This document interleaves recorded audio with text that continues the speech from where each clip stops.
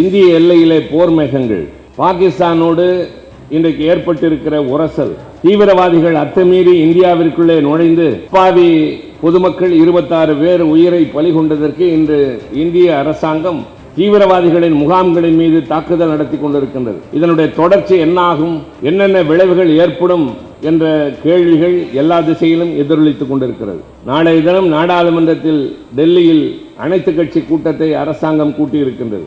இப்படி ஒரு நிகழ்வு நடைபெறுகிற போது நம்முடைய முதலமைச்சருடைய அறிக்கை முதலாக வெளியே வந்தது அவருடையதுதான். இந்திய துணைக்கண்டம், இந்திய நாட்டு அரசாங்கம் தீவிரவாதிகளை ஒடுக்குவதற்கான எல்லா முயற்சிகளுக்கும் தமிழ்நாடும் தமிழ்நாட்டு அரசும் திராவிட முன்னேற்ற கழகமும் துணை நிற்கும் என்ற ஒரு தெளிவான அறிக்கையினை தந்திருக்கின்றார்கள். சில நாட்களுக்கு முன்பு தீவிரவாதிகள் தாக்குதல் நடந்த 2 நாட்களில் டெல்லியிலே கூட்டம் நடைபெற்றது. அந்த தாக்குதல் நடைபெற்ற போது நான் ஸ்ரீநகரிலிருந்து கிளம்பி வந்து கொண்டிருந்தேன். என்னை இந்த கூட்டத்தில் தலைவர் கலந்து கொள்ள பணித்ததோடு மட்டுமில்லை, அதில் உரையாற்றுகிற போது இது மாதிரி இக்கட்டான நேரத்தில் அரசாங்கம் எடுக்கிற ஆக்கப்பூர்வமான நடவடிக்கைகளுக்கு தமிழகம் துணை நிற்கும் என்ற உறுதியினை தாருங்கள் என்று சொன்னார். எல்லையிலே என்ன நடந்தது? நேற்று இரவு 1 மணியிலிருந்து 1:30 மணிக்குள்ளாக 25 நிமிடங்கள் தாக்குதல் நடந்திருக்கிறது. பாகிஸ்தான் ஆக்குபைடு காஷ்மீர் என்று ஒரு பகுதி இருக்கிறது. 65 போரின் போது பாகிஸ்தான் கைப்பற்றிய சில பகுதிகளை இன்னும் கைவிடவில்லை. அந்த இடத்திலே முகாமிட்டிருக்கிற தீவிரவாதிகளின் முகாம்களை இந்திய நாட்டினுடைய ராணுவம் சென்று தாக்கி இன்றைக்கு 90 பேர் அவர்களை பலி கொண்டிருக்கிறது என்று பெருமை கொள்கிறோம். அந்த நிலைமையை விளக்கி காலையிலே வெளியுறவு செயலர் தொலைக்காட்சியிலே பேசுகிறார். நான் காத்திருந்து கேட்கிறேன், கடமை எங்களுக்கு இருக்கிறது. நாளைக்கு சிறப்பு நாடாளுமன்ற கூட்டத்தொடர் நடக்கலாம், அல்லது நாடாளுமன்ற கூட்டமே நடக்கிற போது இது குறித்து பேசலாம். எனவே நடந்தது என்ன என்பதை ஊடகத்திலே மற்றவர்கள் சொல்வதற்கு முன்பாக நேரடியாக தெரிந்து கொள்ளலாம் என்று கேட்டால் அவர் இந்தியிலே அதை பற்றி விவரித்துக் கொண்டிருக்கிறார். நீண்ட நேரம் பொறுமையாகவே இருந்தேன். ஆனால் அடுத்து முடிந்த உடனேயே அதே ஆங்கிலத்திலே அவர் சொல்ல ஆரம்பித்த போதுதான் புரிந்தது திமுக என்ற இயக்கத்தினுடைய தாக்கம் இன்றைக்கு அவர்களை ஆங்கிலத்திலும் பேச வைத்திருக்கிறது. அண்மையிலே நடைபெற்ற ஒரு நிகழ்ச்சியை நீங்கள் கண்டுகளித்திருப்பீர்கள். நேரு உள் விளையாட்டரங்கத்தில் மாநில சுயாட்சி நாயகர் என்று. அதுதான் உச்சகட்டம். ஒரு மாநில அரசுக்குத்தான் அந்த மாநிலத்து மக்களுக்கு என்ன தேவை என்பது தெரியும். அவர்கள் தேவைகளுக்கு ஏற்ப திட்டங்களை தீட்டுவதோ சட்டங்களை இயற்றுவதோ அந்த மாநில அரசுக்கு மட்டும்தான் உரிமை உண்டு. உதாரணத்திற்கு சொல்லலாம், நான் 50 ஆண்டு காலமாக சென்னைக்கு வருகிறேன், கூட்டத்தில் பேசுகிறேன். ஆனால் எனக்கு இந்த பகுதியிலே வாழ்கிறவர்களுடைய தேவை என்ன என்பது எனக்கு தெரியாது. நான் வந்து போகிறவன். உங்களுக்கு என்ன தேவை என்பது சேகர் பாபுவுக்கு தான் தெரியும். அது மாதிரி தமிழ்நாட்டுக்கு என்ன தேவை என்பது அதை ஆளுகின்ற மக்களால் தேர்ந்தெடுக்கப்பட்ட பெரும்பான்மை பலத்தோடு முதல்வராக இருக்கிற எங்களுடைய தலைவனுக்கு தான் தெரியுமே தவிர டெல்லி பிரதிநிதிக்கு அல்ல.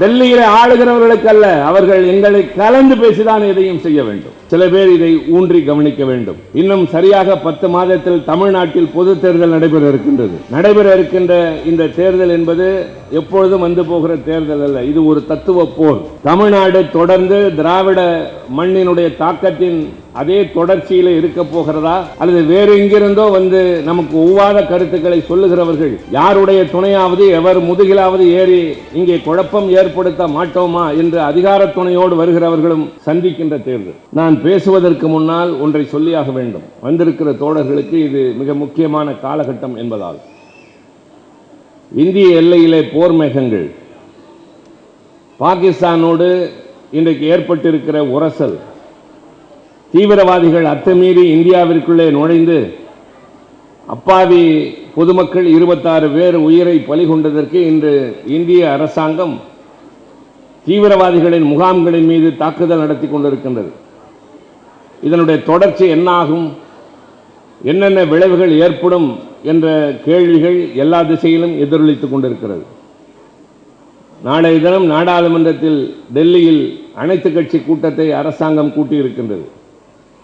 ஆனால் நான் முதலமைச்சருடைய நிகழ்ச்சியில் கலந்து கொள்ள வேண்டிய நிகழ்ச்சியில் கழகத்தின் சார்பில் நிச்சயமாக நம்முடைய குழு தலைவர்கள் யாராவது நிச்சயமாக பங்கேற்பார்கள். இப்படி ஒரு நிகழ்வு நடைபெறுகிற போது நம்முடைய முதலமைச்சருடைய அறிக்கை முதலாக வெளியே வந்தது அவருடையதுதான். இந்திய துணைக்கண்டம், இந்திய நாட்டு அரசாங்கம் தீவிரவாதிகளை ஒடுக்குவதற்கான எல்லா முயற்சிகளுக்கும் தமிழ்நாடும் தமிழ்நாட்டு அரசும் திராவிட முன்னேற்ற கழகமும் துணை நிற்கும் என்ற ஒரு தெளிவான அறிக்கையினை தந்திருக்கின்றார்கள். சில நாட்களுக்கு முன்பு தீவிரவாதிகள் தாக்குதல் நடந்த 2 நாட்களில் டெல்லியிலே கூட்டம் நடைபெற்றது. அந்த தாக்குதல் நடைபெற்ற போது நான் ஸ்ரீநகரிலிருந்து கிளம்பி வந்து கொண்டிருந்தேன். என்னை அந்த கூட்டத்தில் தலைவர் கலந்து கொள்ள பணித்ததோடு மட்டுமில்லை, அதில் உரையாற்றுகிற போது இது மாதிரி இக்கட்டான நேரத்தில் அரசாங்கம் எடுக்கிற ஆக்கப்பூர்வமான நடவடிக்கைகளுக்கு தமிழகம் துணை நிற்கும் என்ற உறுதியினை தாருங்கள் என்று சொன்னார். இதை நான் இப்போது குறிப்பிடுவதற்கு காரணம், சில பேர் இதை ஊன்றி கவனிக்க வேண்டும். டெல்லியில் இருக்கிற அரசாங்கம் தன்னை எதிர்க்கிற கட்சிகள் உள்ள மாநிலங்களை, தங்கள் ஆட்சிக்கு ஆதரவு தராதவர்களை மாற்றாந்தாய் மனப்பான்மையோடு நடத்துகிற போது அதை எதிர்த்து போர்க்குரல் கொடுக்கிற முதல் குரல் நம்முடைய தளபதியினுடைய குரல் தான். ஆனால் அதே நேரத்தில் நாட்டுக்கு ஒன்று என்று சொல்லுகிற போது எல்லோருக்கும் முன்னால் வந்து இந்த நாட்டை பாதுகாக்க நாங்கள் நிற்போம் என்று சொல்லுவதும் நம்முடைய கழக தலைவர் தான். அதனால்தான் கூட்டாட்சி தத்துவத்தின் இணையற்ற பாதுகாவலர் என்ற தலைப்பு எனக்கு தந்திருக்கிற போது இது ரொம்ப பொருத்தம் என்று நான் கருதுகிறேன். நாட்டின் எல்லையிலே போர் மேகங்கள். இன்னும் சரியாக 10 மாதத்தில் தமிழ்நாட்டில் பொது தேர்தல் நடைபெற இருக்கின்றது. நடைபெற இருக்கின்ற இந்த தேர்தல் என்பது எப்பொழுதும் வந்து போகிற தேர்தல் அல்ல, இது ஒரு தத்துவ போர். தமிழ்நாடு தொடர்ந்து திராவிட மண்ணினுடைய தாக்கத்தின் அதே தொடர்ச்சியில் இருக்க போகிறதா, அல்லது வேறு எங்கிருந்தோ வந்து நமக்கு ஒவ்வாத கருத்துக்களை சொல்லுகிறவர்கள் யாருடைய துணையாவது எவர் முதுகிலாவது ஏறி இங்கே குழப்பம் ஏற்படுத்த மாட்டோமா என்று அதிகார துணையோடு வருகிறவர்களும் சந்திக்கின்ற தேர்தல். எனவே நான் எதிரே இருக்கிற தமிழ் சமுதாயத்தை சார்ந்த தாய்மார்கள், வீராங்கனைகள், இளைய சமுதாயத்தை சார்ந்த பட்டாளத்து சிப்பாய்கள், கழகத் தோழர்கள் அனைவரையும் கேட்டுக்கொள்வது, இந்த நாடு விடுதலை போராட்டத்தில் ஈடுபட்டு இருந்த நேரத்தில் மகாத்மா காந்தி சொன்னார், இளைஞர்கள் யாரும் திருமணம் செய்து கொள்ள வேண்டாம், கல்லூரி சாலைக்கும் பள்ளிகளில் செல்வதை புறக்கணியுங்கள், விடுதலை பெறுகிறவரை வேறு எந்த பணியும் உங்களுக்கு முக்கியமில்லை என்று சொன்னார். அந்த எல்லைக்கு செல்லவில்லை என்றாலும் கூட சொந்த கடமைகளை பார்க்கின்ற அதே நேரத்தில் நம்முடைய மற்ற நேரங்கள் எல்லாம் இந்த தேர்தலில் கழகம் மீண்டும் வெற்றி பெற்ற ஆட்சி பொறுப்பேற்பதற்கு நாம் அத்தனை பேரும் நம்முடைய பங்கினை ஆற்ற வேண்டும் என்ற உறுதியினை நீங்கள் இன்றைய நிகழ்ச்சியிலே தயவு செய்து எடுத்துக்கொள்ள வேண்டும். ஒரு மாவட்ட கழக செயலாளராக கழகத்தை வளர்க்கிறார், பாதுகாக்கிறார். ஒரு அமைச்சராக ஒரு அரசாங்கத்திற்கு செய்ய வேண்டிய பணிகளை மிக தெளிவாக சரியாக செய்கிறார்.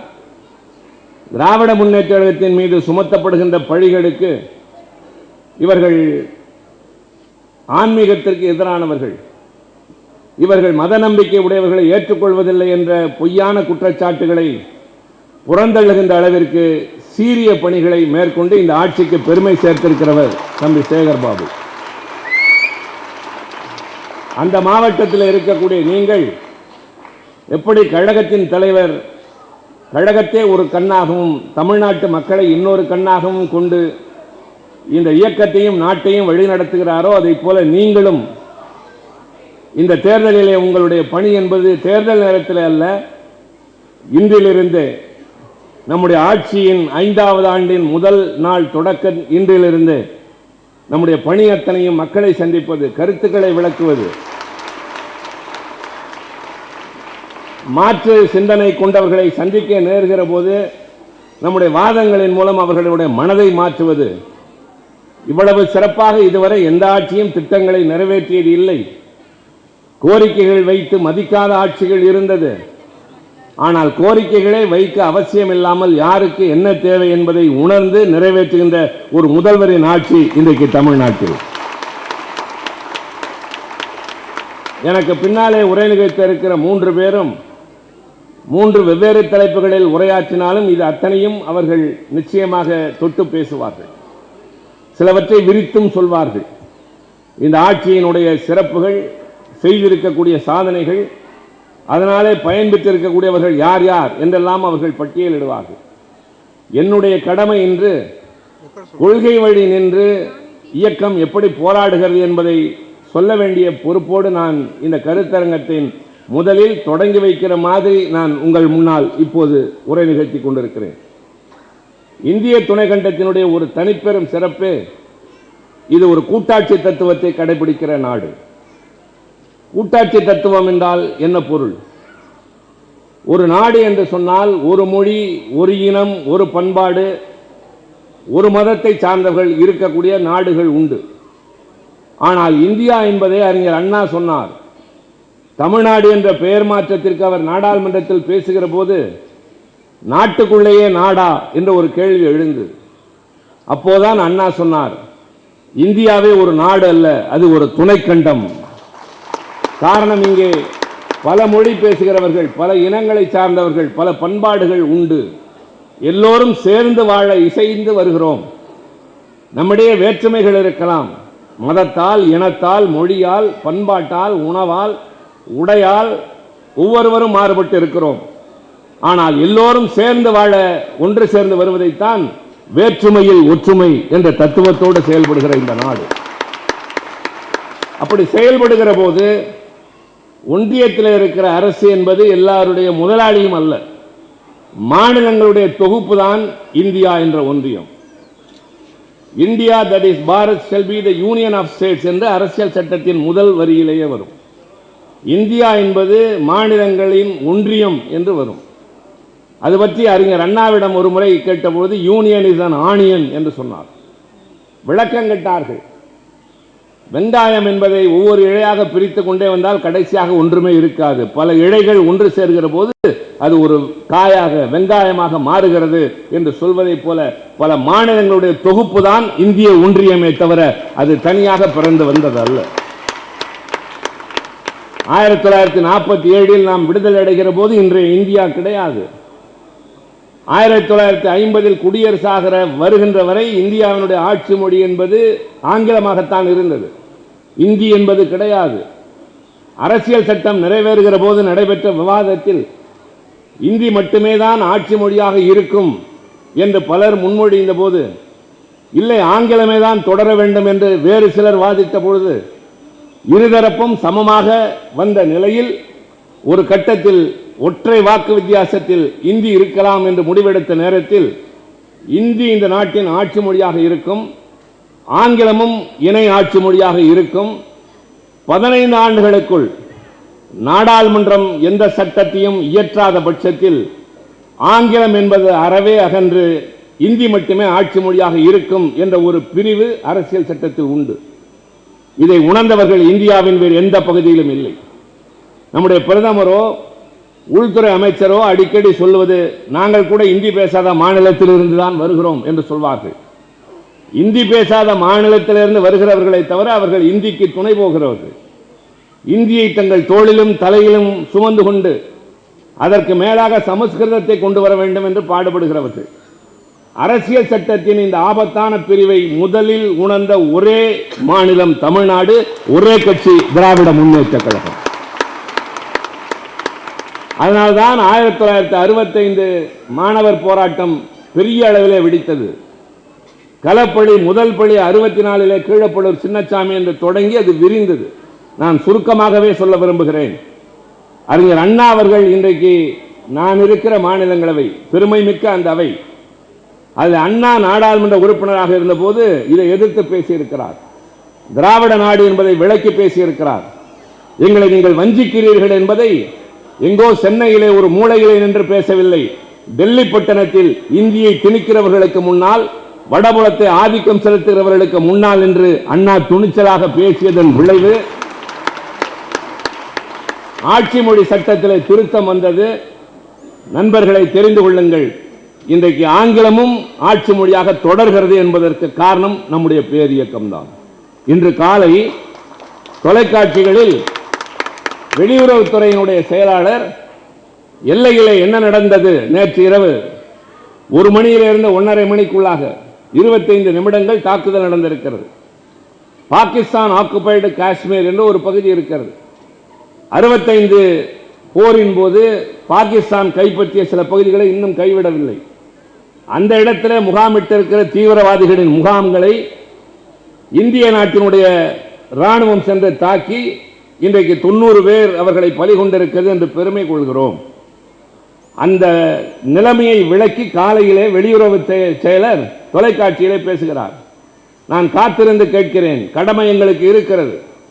நாளைக்கு சிறப்பு நாடாளுமன்ற கூட்டத்தொடர் நடக்கலாம், அல்லது நாடாளுமன்ற கூட்டமே நடக்கிற போது இது குறித்து பேசலாம். எனவே நடந்தது என்ன என்பதை ஊடகத்திலே மற்றவர்கள் சொல்வதற்கு முன்பாக நேரடியாக தெரிந்து கொள்ளலாம் என்று கேட்டால் அவர் இந்தியிலே அதை பற்றி விவரித்துக் கொண்டிருக்கிறார். நீண்ட நேரம் பொறுமையாகவே இருந்தேன். ஆனால் அடுத்து முடிந்த உடனேயே அதையே ஆங்கிலத்திலே அவர் சொல்ல ஆரம்பித்த போதுதான் புரிந்தது திமுக என்ற இயக்கத்தினுடைய தாக்கம் இன்றைக்கு அவர்களை ஆங்கிலத்திலும் பேச வைத்திருக்கிறது. காரணம் என்ன? இந்தி என்பது இந்த நாட்டில் இருக்கிற பல மொழிகளில் அதுவும் ஒன்று. இன்னும் சொல்ல வேண்டும் என்றால் அந்த மொழி தோன்றி ஒரு 300 ஆண்டுகளுக்கு உள்ளாகத்தான் ஆகிறது. அதற்கென்று சொந்த எழுத்து வடிவம் கூட கிடையாது. கொஞ்சம் அதிக பேர் பேசுகிறார்கள் என்பதற்காக அதை எங்கள் மீது திணிக்காதீர்கள் என்று சொல்லுகின்ற உரிமை தமிழ்நாட்டை சார்ந்த நமக்கு இருக்கிறது. இந்தி நமக்கு எதிரி அல்ல, வேறு மொழி பேசுகிறவர்கள் நமக்கு வேண்டாதவர்கள் அல்ல. ஆனால் தாய்மொழியை நகர்த்துவதற்கு, அகற்றுவதற்கு, அதற்கு மாற்றாக இன்னொன்று வறுமையானால் அது எதுவாக இருந்தாலும் எதிர்த்து நின்று போராடுகிற கடமை நமக்கு உண்டு. அது அண்ணா தொடங்கி கலைஞர் வழியாக தொடர்ந்து வீறு கொண்டு இருந்தது. இன்றைய கழகத்தினுடைய தலைவர் தளபதி மூலமாக இன்னும் வேகமாக அது அவர்கள் அஞ்சுகின்ற அளவிற்கு சென்று கொண்டிருக்கின்றது. தமிழ்நாட்டிலே எழும்புகின்ற குரலும் எடுக்கின்ற முயற்சிகளும் தான் இந்தியாவிற்கு வழிகாட்டியாக இருக்கின்றன. எங்களிடம் டெல்லியிலே சந்திக்கின்ற வேறு மாநிலங்களை சார்ந்த பல்வேறு கட்சிகளை தலைவர்கள் சொல்வார்கள், எங்களுக்கு உங்களுக்கு கிடைத்ததை போல ஸ்டாலினை போல ஒரு தலைவர் வேண்டும் என்று சொல்கிறார்கள். ஸ்டாலின் என்ற பெயர் இன்றைக்கு இந்தியா முழுவதும் எதிரொலிக்கிறது. ராஜஸ்தான் பாலைவனத்திலே பயணம் செய்கிறோம். ஒரு நாடாளுமன்றத்தினுடைய குழு கூட்டம், சில ஆய்வுக்காக பாலைவனத்திலே பயணம் செய்கிறோம். எதிரே சில பேர் வருகிறார்கள். நீங்கள் எல்லாம் யார்? நாங்கள் நாடாளுமன்ற உறுப்பினர்கள், அரசு பயணமாக வந்திருக்கிறோம். எந்தெந்த மாநிலங்கள் என்று சொல்கிற போது ஒவ்வொருவரும் சொல்கிறார்கள், நான் உத்தரப்பிரதேசம், நான் மேற்கு வங்காளம், நான் கர்நாடகா என்று. நான் தமிழ்நாடு என்று சொன்னவுடன், ஓ ஸ்டாலின் ஆளுகிற மாநிலமா என்று கேட்கிறார்கள். எங்கே? ராஜஸ்தானில். ராஜஸ்தான் பாலைவனத்தில் தமிழ்நாடு என்று சொன்னவுடன் ஸ்டாலின் ஆளுகிற மாநிலமா என்று கேட்கிறார்கள் என்றால் இந்த ஆட்சியினுடைய பெருமைகள் பறந்து விரிந்திருக்கின்றன என்பதை கடந்து இன்றைக்கு இந்தியாவினுடைய உரிமைகளை, மாநிலங்களுடைய உரிமைகளை உயர்த்தி பிடிப்பதில் முதல் தலைவனாக நம்முடைய தலைவர் இருக்கிறார். ஒன்றியத்தை ஆளுகின்ற பாரதிய ஜனதா கூட்டணி அரசு, அது கூட்டணி அரசு, பாரதிய ஜனதா கட்சியின் அரசு அல்ல. நரேந்திர மோடி அவர்கள் பாரதிய ஜனதா கட்சியின் நாடாளுமன்ற உறுப்பினர்களின் தலைவராக தேர்ந்தெடுக்கப்படவில்லை. தெரிந்து கொள்ளுங்கள். ஒரு கட்சி பெருமையானால், திராவிட முன்னேற்ற கழகம் பெரும்பான்மை இடம்பெற்றது. சட்டமன்ற உறுப்பினர்கள் ஒன்று கூடுகிறார்கள். சட்டமன்ற திமுக கட்சி குழு தலைவராக திமுகவின் தலைவர் தளபதியை தேர்ந்தெடுக்கிறது என்று தீர்மானிக்கிறார்கள். அந்த தீர்மானத்தை கொண்டு போய் ஆளுநரிடம் கொடுக்க நீங்கள் ஆட்சி அமையுங்கள் என்று சொல்வார்கள். ஆனால் வேறு ஒரு மாநிலத்தில் ஒருவர் பெரும்பான்மை கிடைக்கிறது மற்ற கட்சிகளை விட, ஆனால் ஆளுகின்ற அளவிற்கு பெரும்பான்மை இல்லை என்று சொன்னால் மற்ற கட்சிகளிடமிருந்து ஆதரவு கடிதம் பெறுவார்கள். அந்த ஆதரவு கடிதத்தை கொண்டு போய் குடியரசுத் தலைவரிடம் கொடுத்தவுடன் அவர் என்ன சொல்வார் என்றால், நீங்கள் ஆட்சி அமைக்கலாம், ஆனால் உங்கள் பெரும்பான்மையை நாடாளுமன்றத்தில் நீங்கள் நிரூபிக்க வேண்டும் என்று சொல்வார்கள். இப்படி ஒரு இக்கட்டான நிலைமை வந்தால், விவாதம் நடைபெறுகிற போது பல விஷயங்களை சந்திக்க வேண்டியிருக்கும் என்பதை தவிர்ப்பதற்காக பாரதிய ஜனதா கட்சியின் தலைவராக அவர் தேர்ந்தெடுக்கப்படாமல் தேசிய ஜனநாயக கூட்டணியின் தலைவராக தேர்ந்தெடுக்கப்பட்டவர் தான் நரேந்திர மோடியை தவிர அவர் பாரதிய ஜனதா கட்சியின் நாடாளுமன்ற உறுப்பினர்களின் தலைவர் அல்ல. அப்படிப்பட்டவருடைய ஆட்சியில் நிறைவேற்றப்பட்ட சட்டங்கள் எல்லாமே மாநில உரிமைகளை பறிப்பதாக, மாநில எல்லைக்குள்ளே அத்துமீறுவதாக அரசாங்கத்தினுடைய பின்பற்ற வேண்டிய அரசியல் சட்டம் அதனுடைய மாநில எல்லைக்குள்ளான பிரிவுகளில் எல்லாம் ஊடுருவுகின்ற அளவிற்கு சட்டத்தை இயற்றுகிறார்கள். நாங்கள் அங்கே எதிர்த்து போராடுகிறோம். சிறுபான்மையினரை குறிவைத்து இந்த அரசாங்கம் நடக்கிறது. எல்லாவற்றிலும் எதையெல்லாம் அரசாங்கத்தினுடைய பின்பற்ற வேண்டுமோ அரசியல் சட்டம் சொன்னது இந்தியா என்பது மதசார்பற்ற நாடு. இதுதான் அடிப்படை கோட்பாடு. மதசார்பற்ற என்றால் என்ன? மதம் இல்லை என்பது அல்ல. மதங்கள் இருக்கும், சமயங்களை பின்பற்றுகிறவர்கள் இருப்பார்கள், ஆனால் அரசாங்கத்திற்கு எந்த சமயமும் இருக்காது. இது மதசார்பற்ற அரசு என்கிற போது எல்லோரையும் ஒரே கண்ணோடு பார்க்க வேண்டும், ஒரே கண்ணோட்டத்தோடு நடத்த வேண்டும். பாகிஸ்தான் இஸ்லாமிய நாடு, இலங்கை பௌத்த மத நாடு, வேறு சில நாடுகள் கிறிஸ்துவ மதத்தை பின்பற்றக்கூடிய நாடு. ஆனால் இந்தியா என்கின்ற நாடு மதசார்பற்ற நாடு. ஆனால் இந்த ஆட்சி செய்கிற காரியங்கள் எல்லாம் சிறுபான்மையினரை குறிவைப்பதாக, குறிப்பாக இஸ்லாமியர்களை குறிவைப்பதாக பல நேரங்களிலே நாங்கள் சொல்லி இருக்கிறோம். இந்த நாட்டில் வாழ்கிற எல்லோரையும் கண்ணென காக்க வேண்டிய கடமை அரசாங்கத்திற்கு உண்டு. எல்லோரையும் அரவணைத்து செல்ல வேண்டுமே தவிர யாரையும் புறக்கணிக்க கூடாது என்று. அப்படிப்பட்ட இன்னல்கள் உருவாகிற நேரத்தில் எல்லாம் மற்றவர்கள் பேசுவார்கள், அது அடங்கி போகும். ஆனால் உரிமை குரலாக ஒலிப்பது தமிழ்நாட்டில் நம்முடைய தலைவரின் குரல் மட்டும்தான். அண்மையிலே நிறைவேற்றப்பட்ட வக்ஃபு திருத்த சட்டத்திலிருந்து, அதற்கு முன்னாலே குடியுரிமை திருத்த சட்டத்திலிருந்து, முத்தலாக் சட்டத்திலிருந்து அவர்களை நோக்கி கூறி அடுத்தது கிறிஸ்துவ மதத்தை நோக்கி செல்லும். எப்பொழுது பொது சிவில் சட்டம் வருகிறதோ அப்பொழுது எல்லா சிறுபான்மையினரும் பாதிக்கப்படுவார்கள். நாங்கள் பல நேரங்களில் கேட்டோம், தளபதியின் குரல் அது, கழக தலைமையின் குரல் அது. இந்த நாடு 1947 பிரிவினை அடைந்து பாகிஸ்தான் இந்தியா என்று பிரிந்த பொழுது பாகிஸ்தான் உருவாக காரணமாக இருந்த முகமது அலி ஜின்னா சொன்னார், நான் இஸ்லாமியர்களுக்கு ஒரு நாடு உருவாக்குகிறேன், முஸ்லிம்கள் எல்லாம் என்னோடு வாருங்கள் என்ற போது இங்கிருந்த முஸ்லிம்கள் சொன்னார்கள், நாங்கள் இஸ்லாமியர்கள் தான், ஆனால் இந்தியா தான் எங்கள் நாடு என்று தங்கினார்களே. அவர்களுக்கு பாதுகாப்பு தர வேண்டிய கடமை யாருக்கு இருக்கிறது? இந்த அரசாங்கத்திற்கு இருக்கிறது. இன்னும் சொல்வோம், பகல்காமிலே நடைபெற்ற தாக்குதல், தீவிரவாதிகளுடைய தாக்குதல், அந்த தாக்குதலை எல்லோரும் கண்டித்த போது இங்கிருக்கிற இஸ்லாமியர்களும் சேர்ந்துதான் கண்டித்தார்கள். மதத்தின் பெயரால் இந்த தாக்குதலை நாங்கள் நியாயப்படுத்த மாட்டோம் என்று. ஆக என்ன காரணத்திற்காக இதை சொல்கிறோம் என்றால், இந்தியா என்கிற போது நாம் அனைவரும் ஒன்றாக வேண்டும். அதற்கு மாறாக பல காரியங்கள் நடைபெறுகின்றன என்று சொல்கிற போது துணிச்சலாக இன்றைக்கு ஒலிக்கிற குரல் நம்முடைய தலைவரின் குரல். அண்மையிலே நடைபெற்ற ஒரு நிகழ்ச்சியை நீங்கள் கண்டுகளித்திருப்பீர்கள், நேரு உள் விளையாட்டரங்கத்தில் மாநில சுயாட்சி நாயகர் என்று. அதுதான் உச்சகட்டம். ஒரு மாநில அரசுக்குத்தான் அந்த மாநிலத்து மக்களுக்கு என்ன தேவை என்பது தெரியும். அவர்கள் தேவைகளுக்கேற்ப திட்டங்களை தீட்டுவதோ சட்டங்களை இயற்றுவதோ அந்த மாநில அரசுக்கு மட்டும்தான் உரிமை உண்டு. உதாரணத்திற்கு சொல்லலாம், நான் 50 ஆண்டு காலமாக சென்னைக்கு வருகிறேன், கூட்டத்தில் பேசுகிறேன். ஆனால் எனக்கு இந்த பகுதியிலே வாழ்கிறவர்களுடைய தேவை என்ன என்பது எனக்கு தெரியாது. நான் வந்து போகிறவன். உங்களுக்கு என்ன தேவை என்பது சேகர் பாபுவுக்கு தான் தெரியும். உங்களுக்கு என்ன தேவை என்பது இங்க இருக்கிற பகுதி செயலாளர் முரளிக்கு தான் தெரியும். அது மாதிரி தமிழ்நாட்டுக்கு என்ன தேவை என்பது அதை ஆளுகின்ற மக்களால் தேர்ந்தெடுக்கப்பட்ட பெரும்பான்மை பலத்தோடு முதல்வராக இருக்கிற எங்களுடைய தலைவனுக்கு தான் தெரியுமே தவிர டெல்லி பிரதிநிதிக்கு அல்ல. டெல்லியிலே ஆளுகிறவர்களுக்கு அல்ல. அவர்கள் எங்களை கலந்து பேசிதான் எதையும் செய்ய வேண்டும். நாங்கள் செய்வதற்கு துணை நிற்க வேண்டும். ஆனால் நாம் நிறைவேற்றுவதற்கெல்லாம் அவர்கள் எதிர்ப்பு தெரிவிக்கிறார்கள். பணம் தர மாட்டோம், நிதி தர மாட்டோம், நமக்கு தர வேண்டியதை தர மறுக்கிறார்கள். தமிழ்நாடு அரசு இந்தியாவின் ஒட்டுமொத்த வளர்ச்சிக்கு தருவது 9.69. இன்றைக்கு பேசிக்கொண்டே இருக்கிறோம். அது வளர்ச்சி. உதாரணத்திற்கு சொன்னால் 100 ரூபாய் இந்தியாவிற்கு வருமானம் என்றால் அதில் 9.25 ரூபாய் தமிழ்நாடு தருகிறது. நமக்கு திருப்பி தருவது எவ்வளவு தெரியுமா? வெறும் 4 ரூபாய் தான். ஆனால் பீகார் மாநிலம் வெறும் 2.25 தருகிறது. அவர்களுக்கு 16 ரூபாய் திருப்பி தருகிறார்கள். உத்தரப்பிரதேசம் வெறும் 8 ரூபாய் தருகிறது, அவர்களுக்கு 20 ரூபாய் தருகிறார்கள். நான் சுருக்கமாக சொல்கிறேன், நாம் வஞ்சிக்கப்படுகிறோம். சட்டப்பேரவையில் ஒருமனதாக நிறைவேற்றுகிற சட்டங்களை கிடப்பிலே போடுகிறார் ஆளுநர். அவருக்கு அந்த அதிகாரம் இல்லை என்று சொல்கிறோம், கேட்க மறுக்கிறார்கள். முடியாது என்று திருப்பி அனுப்பலாம். ஒருவேளை சட்டமன்றம் மறுபடி நிறைவேற்றி அனுப்பினால் அவர் கையெழுத்திட்டாக வேண்டும். ரெண்டையும் செய்வதில்லை.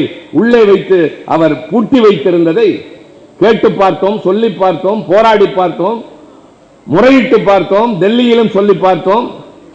எல்லாவற்றிலும் முறையிட்டு பார்த்து முடியவில்லை. கடைசி புகலிடம் நீதிமன்றம் என்று சென்று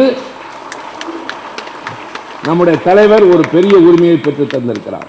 ஒன்றை மறந்து விடாதீர்கள், இதுதான் உச்சகட்டம். ஒருவர் செய்கின்ற ஒரு காரியம் இந்தியா முழுவதற்கும் சென்று சேர வேண்டும்.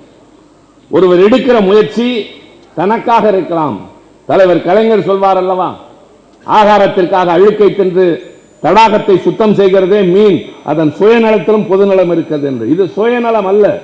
நம் மாநிலத்தின் உரிமைகளுக்காக நாம் செய்கிற காரியத்தின் பலன் இன்றைக்கு இந்தியாவில் இருக்கிற எல்லா மாநிலங்களுக்கும் சென்று சேர்கிறது.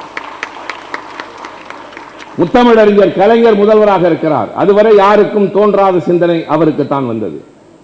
2 முக்கியமான நாள் இந்த வரலாற்றிலே உண்டு. ஒன்று குடியரசு தினம், இன்னொன்று விடுதலை பெற்ற சுதந்திர தினம். இந்த 2 நாட்களின் போதும் அரசு விடுமுறை. எல்லா இடங்களிலும் கொடியேற்றி மகிழ்ச்சியாக கொண்டாடுகிறோம். சுதந்திர தினம் என்பது அந்நியனிடமிருந்து நாம் விடுதலையான நாள். குடியரசு தினம் என்பது நம்மை நாமே ஆள்வதற்கு நாம் முடிவெடுத்துக் கொள்கின்ற நாள். இந்த நிலையில் என்ன நடந்தது தெரியுமா? ஒரு காலகட்டம் வரை சுதந்திர தினத்தின் போது டெல்லியில் குடியரசுத் தலைவர் மாளிகையில் குடியரசுத் தலைவர் கொடியேற்றுவார், செங்கோட்டையிலே பிரதமர் ஏற்றுவார். மாநிலங்களில் இந்த 2 தினங்களிலும் ஆளுநர்கள் தான் ஏற்றுக்கொண்டிருந்தார்கள். கலைஞருக்கு என்னென்ன சிந்தனை மாறுபட்டதிலே வந்தது என்றால் அது வேறு வேறு செய்திகளுக்கு போகும், பின்னால் பேசுகிறவர்கள் சொல்வார்கள். அதற்கு ஒரு உதாரணம் தான், அவர்தான் பிரதமராக இருந்த இந்திரா காந்தி அம்மையாரிடம் சொன்னார், குடியரசு தினத்தின் போது அங்கே குடியரசுத் தலைவர் கொடியேற்றுகிறார், இங்கே ஆளுநர்கள் ஏற்றுகிறார்கள், நியாயம்.